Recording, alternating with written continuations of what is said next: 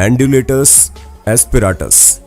बादलों के कई अलग अलग प्रकार हैं, लेकिन 20 जून 2006 को जेन विगिंस नाम की महिला ने आयोवा की एक ऑफिस बिल्डिंग की खिड़की से बेहद अजीब और डरावने बादलों की तस्वीर खींची, जो देखने में ऐसे लग रही थी मानो आसमान में बादलों की भीषण लहरों ने कोहराम मचा रखा हो। जेन विगिंस ने अपनी इमेज को क्लाउड एप्रिसिएशन सोसाइटी को भेज दिया और इस सोसाइटी के फाउंडर गेविन प्रिटर पिनी इसे देखकर हैरान रह गए और उन्होंने रॉयल मौसम विज्ञान सोसाइटी के साथ काम करना शुरू कर दिया ताकि इस क्लाउड फॉर्मेशन को एक नई प्रकार की फॉर्मेशन का दर्जा मिल सके।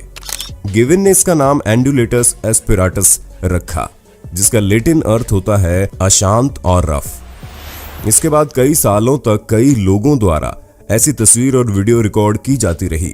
आखिरकार 11 सालों बाद 2017 में यूनाइटेड नेशन के विश्व मौसम विज्ञान संगठन ने इसे नए और अनोखे प्रकार का फिनोमेनन मान लिया और इसे इंटरनेशनल क्लाउड एटलस में शामिल कर लिया और इसका नाम बदल कर रखा एस्पेरिटस। इससे पहले 1951 में सिरस इंटॉर्टस को ऐड किया गया। इसके बनने के पीछे साइंटिस्ट के दो अनुमान हैं। एक ये कि ये ममाटस क्लाउड के चचेरे भाई जैसा है, लेकिन नीचे की ओर चलने वाली अशांत हवाओं से टकराकर इसका रूप समुद्र की लहरों जैसा हो जाता है। वहीं कुछ साइंटिस्ट्स का अनुमान है कि एटमॉस्फेयर में मौजूद ग्रेविटेशनल वेव की वजह से ऐसा होता है। Tunguska event. ये वाकया 112 साल पुराना है। 30 जून 1908 को रूस के साइबेरिया इलाके में एक बहुत ही भयानक विस्फोट हुआ था। ये धमाका तुंगुस्का नदी के पास हुआ था। इस ब्लास्ट से आग का जो गोला उठा उसने टैगा जंगलों के करीब 2000 वर्ग किलोमीटर इलाके को पल भर में राख कर दिया था। धमाके की वजह से 8 करोड़ पेड़ जल गए थे। इस धमाके में इतनी ताकत थी कि धरती कांप उठी थी। जहां धमाका हुआ वहां से करीब 60 किलोमीटर दूर कस्बे के घरों की खिड़कियां तक टूट गई थी। वहां के लोगों तक को इस धमाके से निकली गर्मी महसूस हुई थी।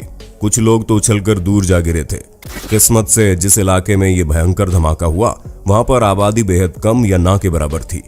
आधिकारिक रूप से इस धमाके में सिर्फ 3 लोगों के मारे जाने की तस्दीक की गई। इस ब्लास्ट की वजह से सैकड़ों रेनडियर कंकाल में तब्दील हो गए थे। इस घटना को तुंगुस्का विस्फोट के नाम से जाना जाता है। वैज्ञानिकों का मानना है कि इस धमाके से इतनी ज्यादा ऊर्जा पैदा हुई कि ये हिरोशिमा पर गिराए गए एटम बम से 1000 गुना ज्यादा थी। इस धमाके से जमीन के अंदर जो हलचल मची थी उसे हजारों किलोमीटर दूर ब्रिटेन तक में दर्ज किया गया था। आज 112 साल बाद भी इस धमाके के राज से पूरी तरह से पर्दा नहीं हट सका है। आज भी वैज्ञानिक अपने अपने हिसाब से इस धमाके की वजह पर अटकलें लगा ही रहे हैं। उल्कापिंड से लेकर धूमकेतु तो एलियन शिप से लेकर ब्लैक होल तक को इसका जिम्मेदार ठहराया गया, लेकिन वहां कोई गड्ढा मिला ही नहीं। सबसे सटीक रिसर्च के अनुसार एक पथरीले उल्कापिंड का एयर ब्रस्ट इसका जिम्मेदार था, जो धरती से टकराया ही नहीं बल्कि जमीन से 5 या 10 किलोमीटर दूर एटमॉस्फेयर में ही विघटित हो गया।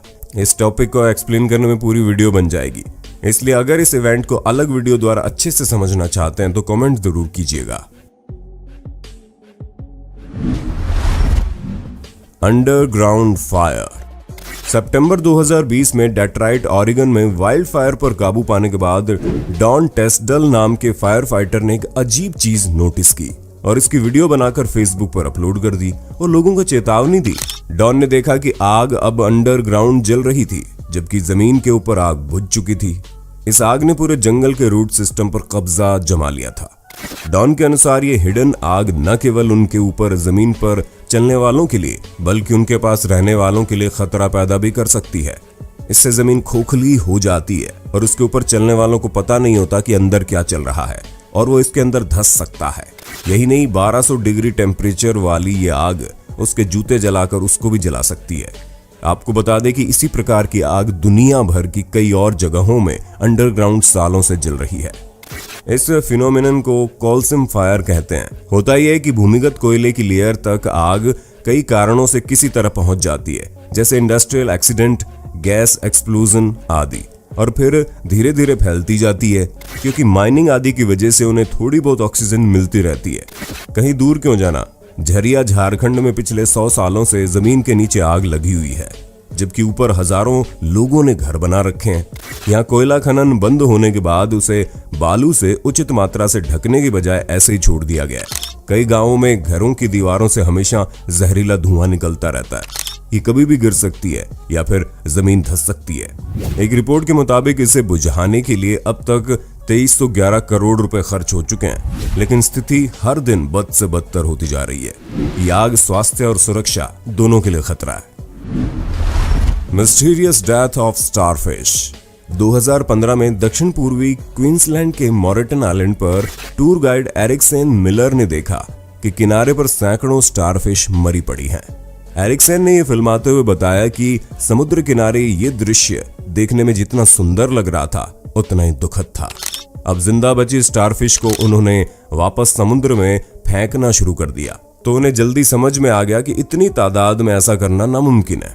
उनके अनुसार ये काफी रेयर फिनोमिनन है और ऐसा पहले कभी नहीं हुआ।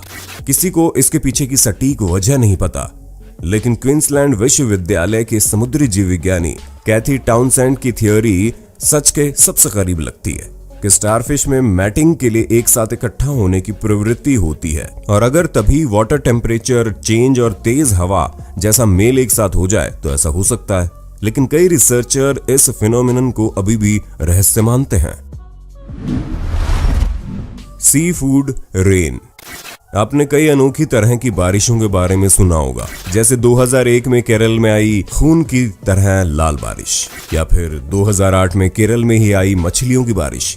लेकिन जून 2018 में चीन में अजीब वाकया घटा जब शेडोंग प्रांत में ड्राइविंग करते समय ऑक्टोपस, स्टारफिश, शेलफिश, श्रिम्प जैसे जलीय जीव गाड़ियों और सड़कों पर गिरने लगे। इससे पहले ऐसा कभी नहीं हुआ था। इसे लोगों ने सी फूड रेन नाम दिया और इंटरनेट पर इसकी पिक्चर्स वायरल हो गई। जितनी अजीब ये घटना थी उतनी ही सिंपल एक्सप्लेनेशन चीनी मौसम प्रशासन की तरफ से आई कि तेज और भीषण तूफान ने वाटर स्प्राउट यानी पानी के ऊपर बनने वाले बवंडर को जन्म दिया और उसके द्वारा इन जीवों को येलो सी से उठाकर यहाँ लाकर पटक दिया। वैसे मुझे नहीं लगता कि चीनियों को इससे ज्यादा परेशानी हुई होगी, उन्हें तो बस फ्री का खाना मिल गया। Milky C effect. 1915 और 1993 के बीच लगभग 235 बार शिप्स मछुआरों ने दावा किया कि उन्होंने समुद्र के अंदर, खास तौर पर पश्चिमोत्तर हिंद महासागर और इंडोनेशिया के अंदर समुद्र में चमकीली और लगातार घूमने वाली विशाल चीजें या आकृति देखी है। पहले तो साइंटिस्ट ने इस बात को हल्के में लिया, लेकिन बार बार ऐसी बातें सामने आने पर सैटेलाइट से तस्वीरें ली गई और साइंटिस्ट से ये देखकर हैरान रह गए कि बात सच है। इतना ही नहीं, उन्होंने ये भी बताया कि इस चमकने वाली चीज का एरिया यूएसए के स्टेट कनेक्टिकट के बराबर है। इसे साइंटिस्ट ने मिल्की सी इफेक्ट नाम दिया। ये क्या है, इस बारे में साइंटिस्ट आज भी पता लगा रहे हैं, लेकिन उनके हाथ कुछ नहीं लगा है।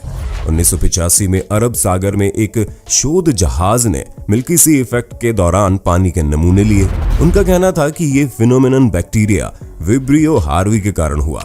जुलाई 2015 में केरल के अलेप्पी में ये घटना घटी। तब नेशनल इंस्टीट्यूट ऑफ ओशियनोग्राफी और केरल फिशरीज डिपार्टमेंट ने इस पर शोध किया, जिसमें पाया गया कि चमकदार लहरें बायोल्यूमिनेसेंट नॉक्टिलिका स्किंटिलन का परिणाम थी। लेकिन कई बार इनका रंग सफेद, कभी नीला, यहाँ तक कि हरा भी पाया गया। इसलिए कई दूसरे साइंटिस्ट बायोल्यूमिनेसेंट वाली बात को नहीं मानते।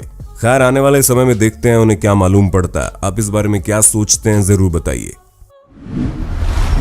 Orange snowfall.